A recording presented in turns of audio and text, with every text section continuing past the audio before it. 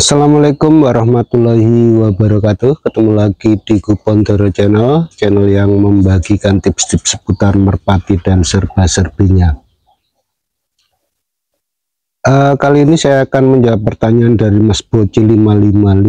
Apa berapa itu limanya? Maaf ya Mas Bocil dan juga teman-teman yang udah lama nanya sesuatu tentang merpati yang belum saya jawab ya, soalnya saya lagi ada sesuatu dan lain hal.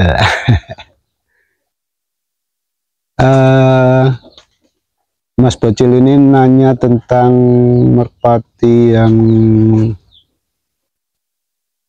larnya miru atau keriting gitu ya. Gimana karakternya?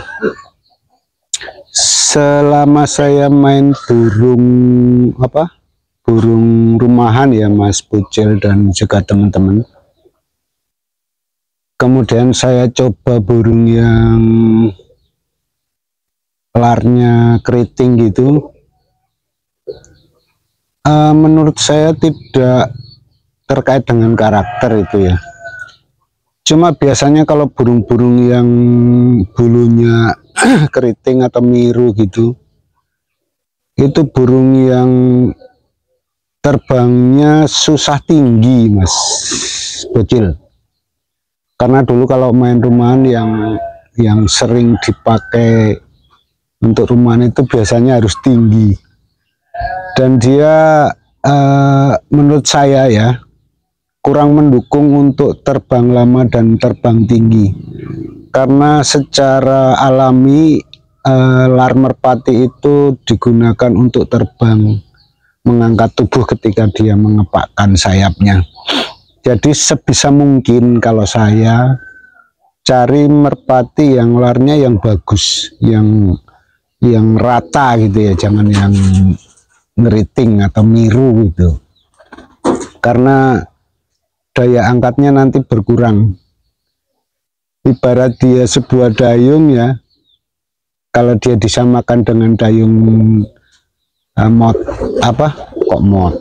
dayung sampan.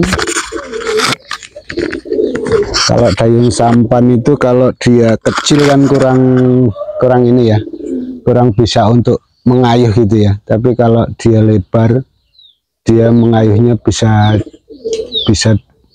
menghasilkan daya dorong yang besar. Seperti juga lar itu kalau dia miru bergelombang, maka hasil kepaannya itu tidak bisa menghasilkan daya dorong dan daya angkat yang besar. Jadi itu bukan terkait sama karakter, kalau menurut saya terkait dengan daya terbang, daya tahan maupun daya dorong untuk merpati itu. Walaupun kalau burung yang miru itu dia nggak tinggi tapi bisa loh terbangannya kencang, artinya sprintnya bagus. Saya pernah mencoba itu, rata-rata dia kalau untuk sprintnya bagus, tapi malah cepet lelah, dia kelihatannya cepat lelah. Dia ketika sudah terbangan jauh yang pernah saya coba ya, jarak-jarak sekitar 2 kilo sampai 3 kilo itu dia gandul istilahnya ya. Jadi terbangnya di bawah, kalau masih 1 kilo masih bisa ngimbangin gitu. Tapi ketika sudah terbangan jauh kan dia lawan gandengnya, teman gandengnya bisa lebih meninggi karena semakin jauh jaraknya. Kalau dia susah ngikutinnya gitu loh. Seperti berat gitu. Itu yang saya coba ya untuk rumahan ya. Semakin jauh dia nggak bisa mengikuti atau ngimbangi. Tapi kalau yang keritingnya nggak terlalu ya, mirunya gelombangnya itu nggak terlalu sampai kelihatan sekali, itu dia belum, menurut saya sih masih bisa dipakai untuk rumahan walaupun jaraknya sampai 7 kilo. Tapi kalau yang mirunya itu yang terlalu bergelombang gitu, saya pernah coba itu paling jarak 3 kilo itu sudah kayaknya tenaganya nggak bagus lah. Daya angkatnya itu nggak semaksimal kalau yang larnya itu rata gitu ya. Jadi sekali lagi itu bukan terkait masalah karakter kalau menurut saya. Untuk burung rumahan loh, entah ya, kalau untuk burung kolong saya belum pernah mencoba yang larnya bergelombang gitu kalau untuk kolongan. Kalau yang untuk rumahan saya pernah coba. Ya begitu itulah. Dia kayak kurang inilah, kurang mempunyai daya atau tenaga untuk ngangkat. Tapi saya akui kalau dia terbangnya tanggung itu sprintnya bagus. Turunnya pun bagus, artinya dia kencang. Di bawahnya juga dia agak kasar. Itu yang saya coba. Tapi kalau untuk harapan tinggi sekali itu saya kurang optimis itu ya. Saya kurang yakin apa bisa apa enggak.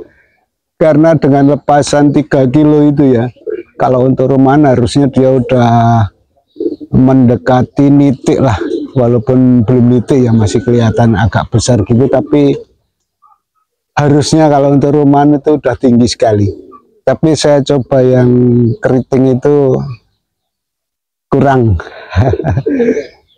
Karena otomatis ya, secara alami kalau yang saya analisa sendiri, burung-burung Jawa itu yang terbangannya bisa sampai tinggi sekali itu saya lihat burungnya larnya itu bagus-bagus, rata, lebar, kemudian halus. Nah itu yang menurut saya, menurut pengamatan saya dan analisa saya, itu yang mendukung dia terbang tinggi dan juga kuat untuk terbang, daya tahannya gitu ya, untuk waktu maksudnya ataupun jarak. Tapi kalau yang keriting saya kurang yakin, karena percobaan saya waktu itu cuma sekitar sampai 3 kilo dan saya lihat burungnya wah sudah berkali-kali gandeng kok selalu gandul, nggak bisa istilahnya gandengi yang bulunya rata gitu, susah sekali. Kemudian saya berhentikan, artinya saya sudah nggak mencoba lagi. Saya ada 2 atau 3 yang coba gitu ya, memang rata-rata sampai jarak 3 kilo itu sudah, saya sudah nggak teruskan sampai jauh.